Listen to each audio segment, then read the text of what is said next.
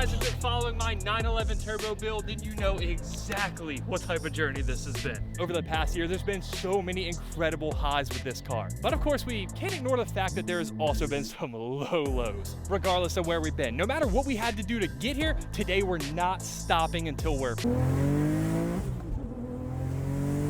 I truly wish that this video was gonna be a happy, highest of the highs conclusion to this part of the build. I'm not gonna say things went south right away, but there were signs. This is what you don't see. I ran the car so low on gas that when we pulled it up on the tow truck, it ran out of gas.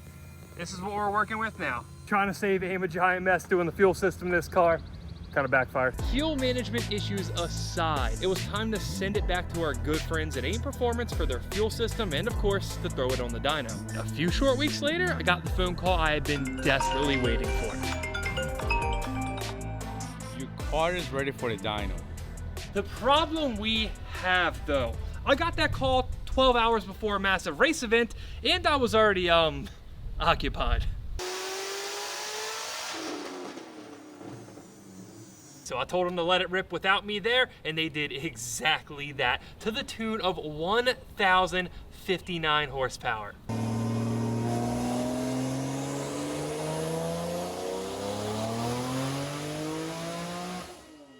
So the car just made 4-digit horsepower. We have the track available to us tomorrow, but it would mean Fernando and I have to pull an all-nighter to go grab this car and make it to the track on time. What? Well, that was an easy decision. If you've never experienced that last minute race car life, welcome to the show. Apparently we're not the only ones ready for the event. Are you ready for it? I've been ready for this for a year. It looks the same, but it definitely doesn't run the same. Hopefully you keep this clean. I know, Fernando knows, and you all know that it's not gonna stay this clean.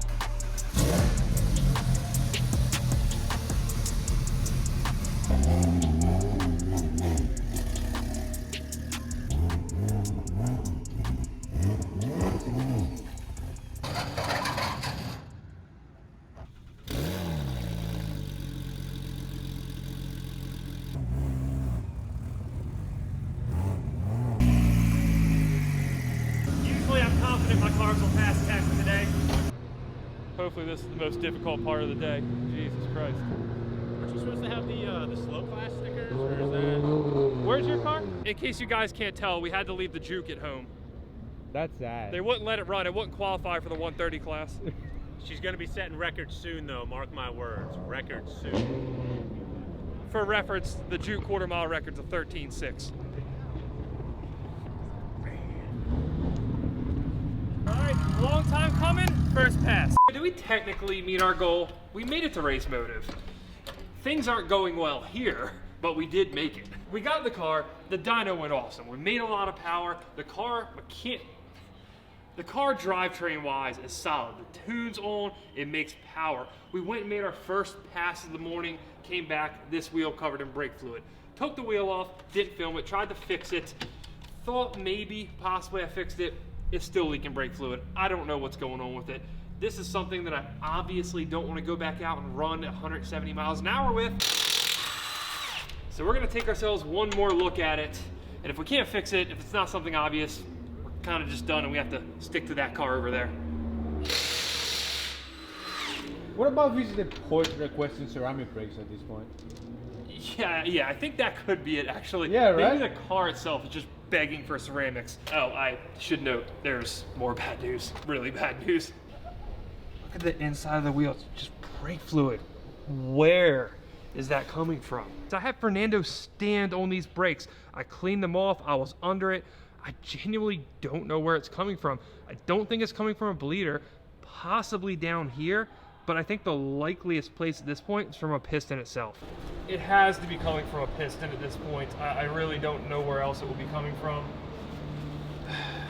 Not ideal, but I suppose when you rush around, try to get a car like this here, pick it up 12, 10, whatever it is hours from the event, this is the position you find yourself in, laying on a garage floor at the track. I'm really proud. You literally cleaning. It's brake fluid. I'll Yes. clean brake fluid. I'm not I gonna go know. detail in my car, but like I'm not gonna let brake fluid eat through my wheels. For your stuff today, Fernando. All right, no detailing talk. I got nothing to complain about. The car is pretty clean. Oh, I got something to complain about. I didn't want to get this fully in there until the car was PPFs. I was pretty sure, like 80% sure, they ain't going anywhere, she's not going anywhere, whatever it is, it's gone. It exited at 150, 160 miles an hour. We're gonna go walk around a little bit later, hopefully we can find it. This hurts. I have looked up how much it costs to get a new one. Here you go. If there is a little bit of good news here, it's on the one pass that I made, what was supposed to be a test pass, which is why it was unfilmed. The car felt really good. The car's fast, it pulls, it hooks. Otherwise though, today's not been good at all. Today's been a bad time. Nice way to spend some money. I was really planning on taking you guys along for the ride of this entire event in the new 997 Turbo. We were gonna have a blast. It didn't turn out that way. That was in there pretty good. Yeah. That somehow managed to come out. I had trouble pulling it out by hand. I don't know. What's the old saying about this being racing? I guess this feels like stupidity. Honestly, you should just take it off. No? I don't want to tell you that I told you, but This is one of those times. $2,500 down the drain.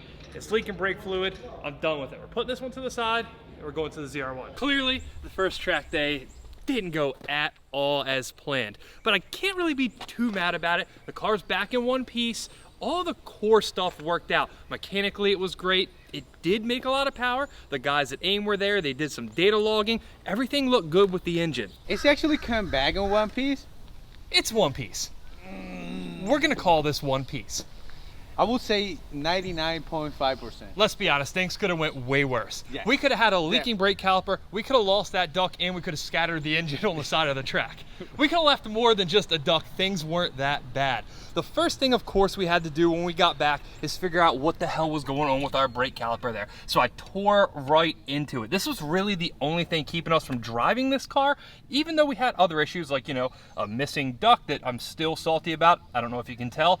We got into this thing, we found out it was indeed leaking from the piston. Once I got the caliper off, got all the pads and the hardware off, it was pretty easy to see where it was leaking from, this one specific piston. We yanked it apart and sure enough, this one seal, I guess, got nicked sliding the piston in. I'm not exactly sure how it happened. Mistakes happen. I suppose it could have been a lot worse. We found the issue, rebuilt the caliper, stuck it back on, bled the brakes for like, I don't know, the 10th time at this point, and finally, it looks like we have brakes that actually work. They don't leak anymore, so that's one major thing that we can check off the list. Realistically, in the grand scheme of a build, that's something totally normal. That kind of stuff's gonna happen. Usually you find it before you take the car to the track. Didn't happen in this case. We tried to rush it, and this one time it just didn't pay off. But I think that I found the real issue right here. You now know the issue. Yeah. After we fixed it, what's Yes. the issue? It's still say Porsche instead of I mean, Porsche. I suppose, being that it does say Porsche, you would expect it to be leaking brake fluid, so I guess it checks out. Maybe we should have put the right stickers on it, tried to not be slick. That probably did cause the issue. Not only did we have a failed brake caliper, there were some other, I guess, missing parts, you'll call it, when we showed up at the track. We didn't have time to put any of the under panels on. Not only that, but it wasn't as simple as just bolting under panels back onto the car. Being that we put these big, massive tires on the front, we had to do a little bit of modification to the front fender liners. And by modification, I mean, we had to cut them up pretty good. What do you estimate we have on here? I don't know, 25% of the factory fender liner left? Yeah, can we call that a fender liner anymore? It's a fender liner. Yeah, there's Is no it? better. I don't think It's a fender accessory. We'll just say that. Yeah, I like the term, but it still works to do it. Does it work? It really just is on there because it makes me feel like I didn't just leave a piece off the car. But either way, hey, it's fine. We got it working. It doesn't rub the fender liner. That part actually worked out. Where we are rubbing though, you can see the tire there is cut pretty good. We are hitting these fenders. I know I thought we accomplished it, but once the coilover settled down a little bit, it hits. I knew you have the static life in your blood. Stop. Why you gotta totally go? Come do. on, man. This is a fact. I ain't lying. This is a fact. I feel disgusted with myself. I hope you guys feel equally disgusted. What we're gonna have to do, I think, we might even do it a little bit later today, is cut that inner fender lip a little bit more. Not only that, but after all the work we did, I do think we're gonna have to do a little more.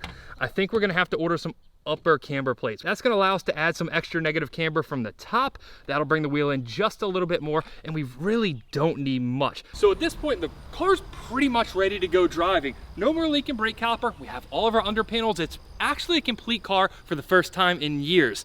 There was just one more thing. When I was faced with spending another $2,500 on the carbon vent that I lost, which I do have to say it would have been nice if there was just anybody to possibly warn me about that issue. I don't know who was a good idea to don't listen and pay attention. Yeah, they've already seen that. It's already in the video. Oh yeah, right. They have. They know. Yes, Fernando clearly told me you should probably leave this out, and I did not listen. I told him. I can tell you're still just thrilled about that fact. Every time I bring up the stupid vent, I'm salty about it. You just start smiling. I'm done with this. I've been mad about this for quite some time now. I decided to go ahead and stick the stock vents back in it. And maybe this is just me telling myself this to make myself feel better, but I like them. I do think that looks better because you got like a better contract with all these carbon fiber stuff. Exactly. But now you need to put glass on the hood. So we're gonna do that. This isn't as bad as I thought it was gonna be. It does soften the blow, I guess. At this point, the car is now full bodied. It's not missing vents anymore, and it's ready to drive. So it's basically over 2 years at this point? Probably, not since I've had it on the road, but since the car was last on the road. At this point, I've owned it for 1.5 years, and this is pretty much the first day that this car has ever just been complete, ready to drive. Now, one thing I anticipated doing at the track, my plan was quite literally to make one single pass, stop back by the pits, and give you guys the full rundown on this car. Every single thing that AIM did, because quite a lot's changed. There's a lot I wanted to share with you guys, and we just never got a chance to do it. Numero uno, the Y pipe. If you can't tell, it did get powder coated. They took care of that while it was up there. Not only that, they added a boost strap. You see right there on what I believe is the alternator bracket, the Y pipe now bolts to it. That's a custom addition by AIM. Typically, if you were running a normal turbo setup on this, if you didn't go hardcore like we did and put the filters down on the turbos themselves, you'd have an air box here. These little studs on the bottom of the Y pipe would go into it, and that would prevent the Y pipe from blowing off under boost. Obviously, we don't have that to rely on, so they bolted it to there. That means that this cannot blow off.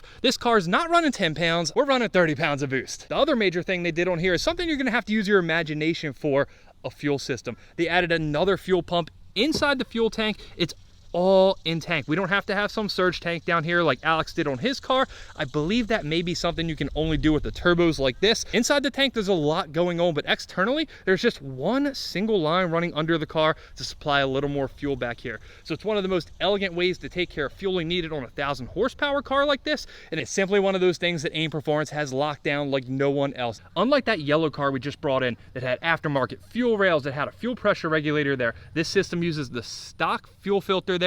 If you look in the back, you may or may not be able to see way back in there, there's one single larger line now going to that fuel filter. That's the only difference. If you were paying attention, you might have also picked up we have an extra wire there, the fuel pump positive, the fuel pump ground. It's such a clean install. Even if I took all this stuff off to show you, there'd simply just be one line laying there. If you've been following this series from the beginning, you know this is my first time driving a turbo Porsche ever. And while we drove it, we took it down the road, we didn't get the beat on it, and that's what this car's built for, clearly. That's what it wants?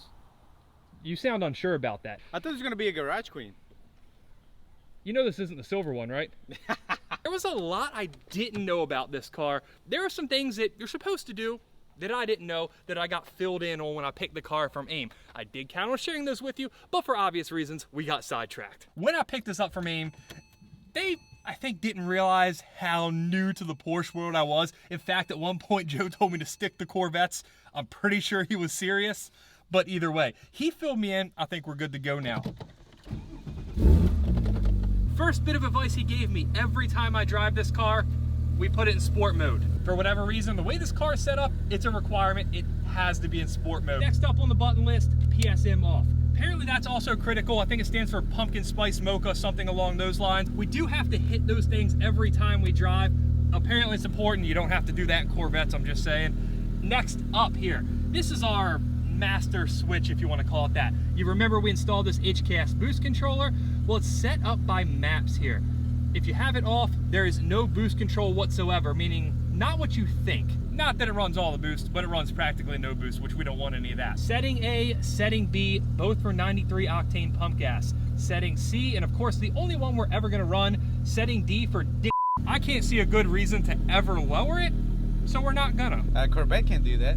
That's true. The Supercharger, you gotta change a pulley here. I just hit a button. Obviously, all this stuff didn't come in the owner's manual, the 997, which I don't believe I got anyway. We had to have AIM fill us in. So now we know how to drive this car, I think, hopefully. Are you sure about that? We're about to find out. If we don't know how to drive it, it's gonna be more entertaining for you guys, I promise. The car's solid enough, again, I think.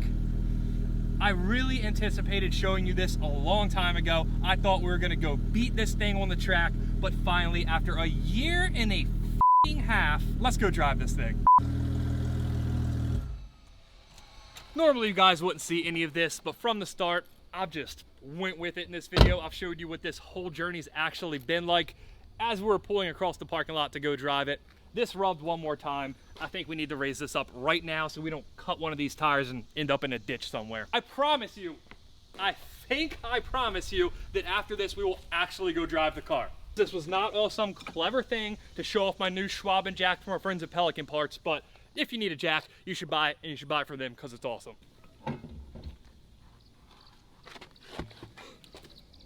I guess now we can show them that fender liner too. I was hoping not to have to put that on camera. Put in the comments if you can actually call that a fender liner or what. 1.5 spins up is what we're going with.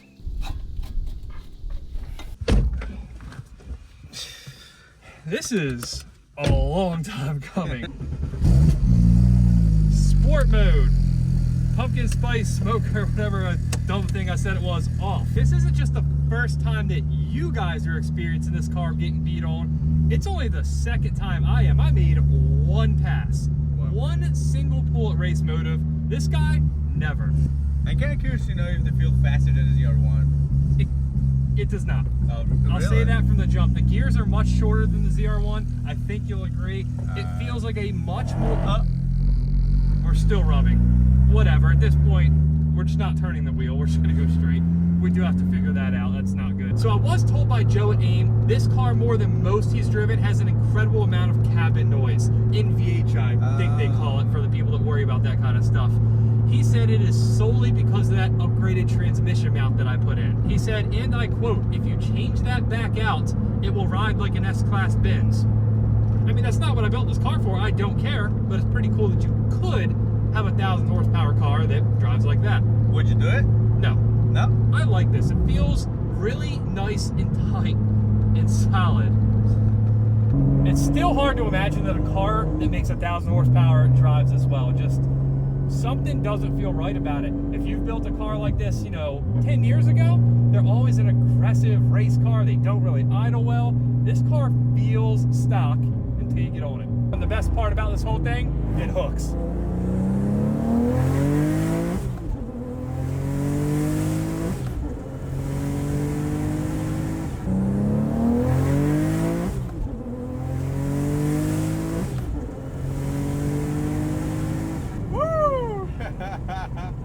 Amazing.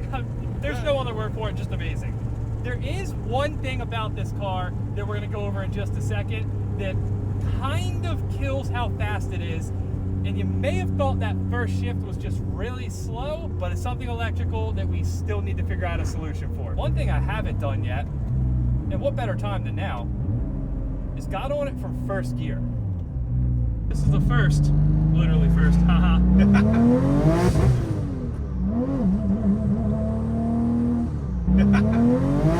So it cut out really early. It was like there's a rev limit at like 6,000, but there was a fine boy in blue coming around the corner. That phantom rev limit may have also just saved us from a little bit of a ticket. You can definitely daily use this car. 100%. You can daily drive this car, and I will daily drive this car once we do what we need to do next episode, because there's a few things I can't stand about it right now, and we get it PPF'd. I got a problem. Let's hear because after the ZR1, nothing feels like it. You know, it's just like you got fast car, ZR1, and then everything is screwed.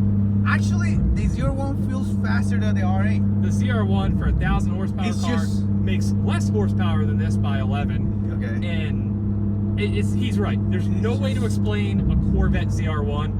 Massively long gears, incredible torque. I can hit it from 3,000 RPM and it's gone. You just cannot beat those cars. This is totally different. This feels more like an import. When I say that, I mean like a Japanese import. Yeah. That's what I grew up on. It feels like a small engine, big turbo car, but on some level it just runs way better. It feels faster than an AK4 Supra. Oh, those laggy pieces of trash that I had multiple of. Wow, you're gonna get hate for that. It's true.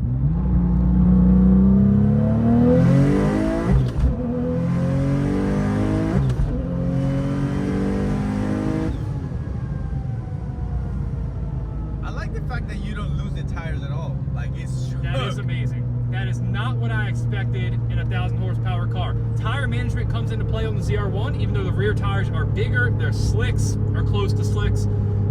All-wheel drive in this car does work.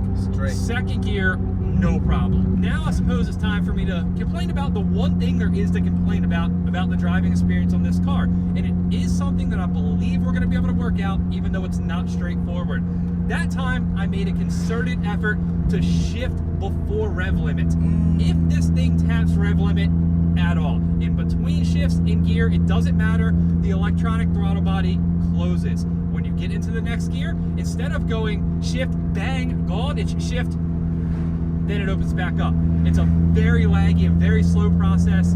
As fast as you want to shift this car, your foot's back on the throttle, and it doesn't go anywhere. There's a second of delay, and I hate it. From what I understand, from what AIM told us, that is simply because it's on stock ECU. If we ran a standalone, that would solve a little bit of that issue. That's another $10,000, $15,000. So, yeah. You can keep it like this. Yes, I will keep it like this. For now. Okay. For now. Okay. Because if we can't get this worked out, that will cause me to have to spend that money. I can't sugarcoat it. This does ruin the driving experience for this car, and it ruins its competitiveness at the track. Sure. Just give it a little third gear hit, see what it does.